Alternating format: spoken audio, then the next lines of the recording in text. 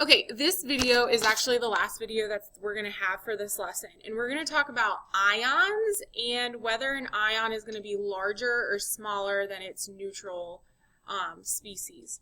So we're going to talk about the trends with ions, and then we're also going to talk about how can I start to decide what charge these atoms are going to have based off their location on the periodic table.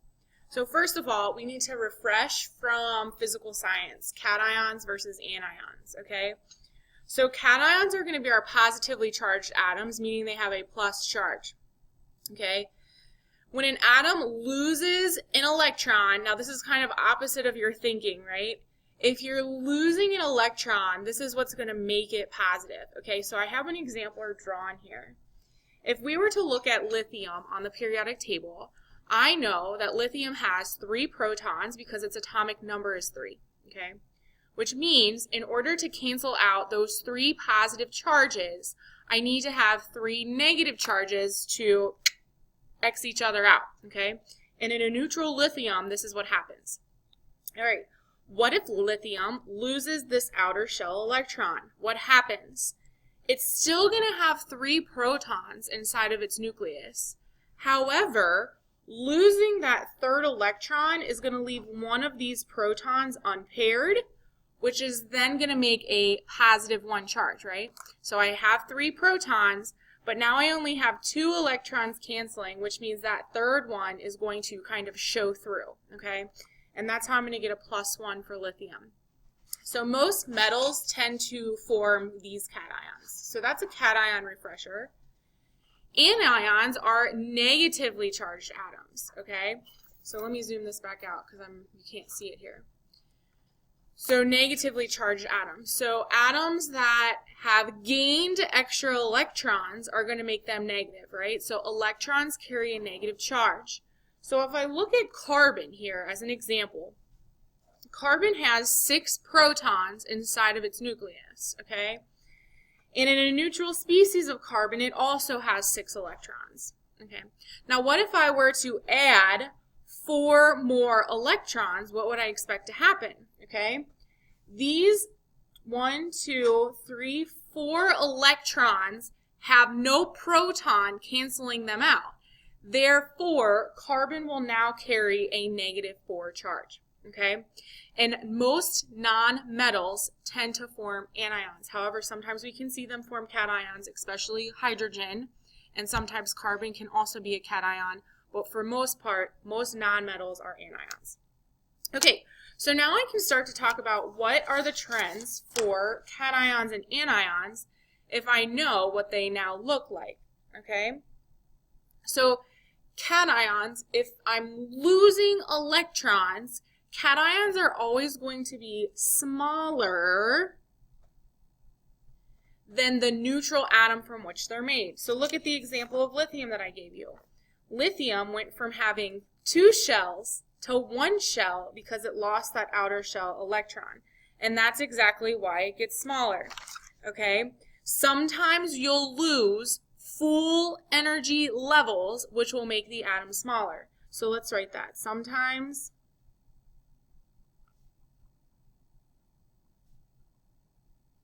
full energy levels. Okay, that's one way that it can get smaller. Okay, another way, what if I don't lose a full shell? What's happening? Well, if you think about the attraction that's going on, if I lose 1 electron, that 1 proton that no longer has a partner can pull on the electrons that are still there even closer. Okay, so let's write that down. There will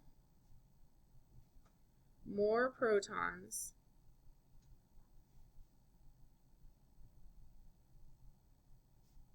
which means more attraction for those protons from those electrons, okay? The more electrons that get lost, the smaller the ion, okay? So the more electrons that get lost, the smaller the ion. Okay, so let's look at an example here. If I start with magnesium, okay, Magnesium will be the biggest, where if magnesium loses 1 electron, magnesium plus 1 will then be smaller than magnesium, where if magnesium loses another electron, magnesium plus 2, which would be a loss of a full energy shell, would be the smallest atom. Okay, so that's the trend for cations. For anions, based off of the image of carbon, we're not necessarily losing a shell, but we're losing attraction, right? Because the electrons can no longer be pulled by protons because they're already evenly matched, okay? So anions are always larger than the neutral atom from which they're made, okay? This is because you have more electrons than protons, right? Which results in less attraction, right? So in my Jimmy Fallon example, there's only one of me to all Jimmys, right?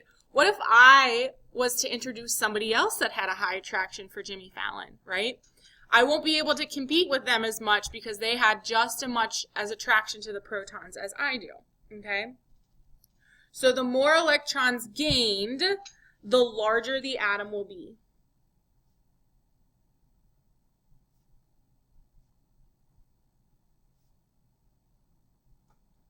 So an example here would be oxygen is going to be smaller than oxygen with an extra electron, which will then be smaller than oxygen that has 2 additional electrons. Okay? So that's the trends for cations and anions. Now I want to talk about, based off of the periodic table, can I predict what charge or oxidation state will an atom have based on its location? Okay? So let's kind of talk about this for a second.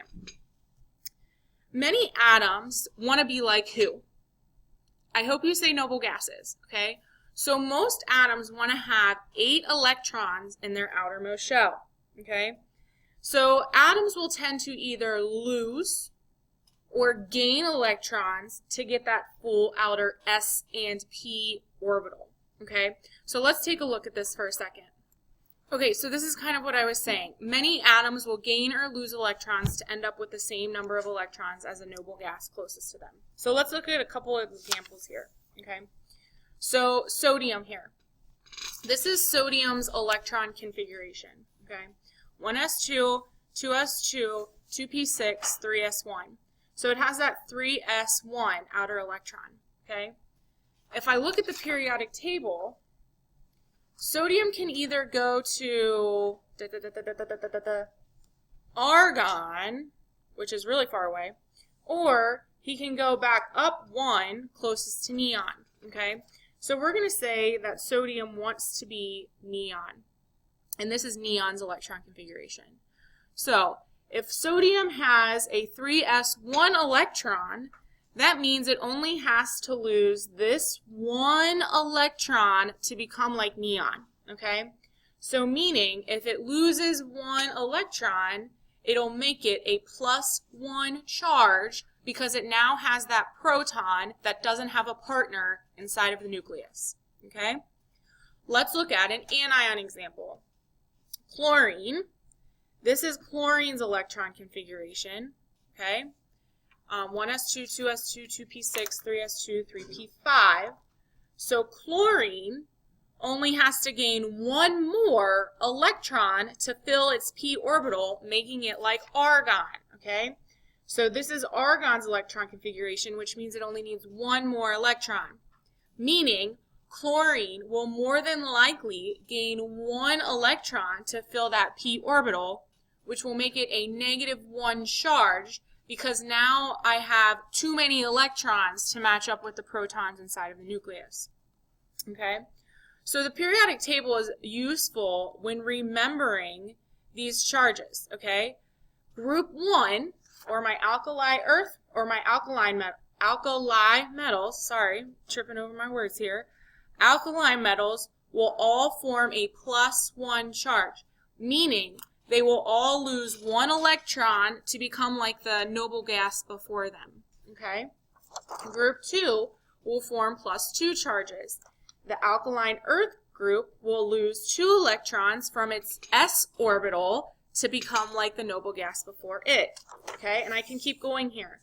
Aluminum, who has 2 electrons in its s orbital and 1 electron in its p orbital, will want to lose those 3 electrons to become like neon as well, which means aluminum will form a +3 atom, or +3 charge.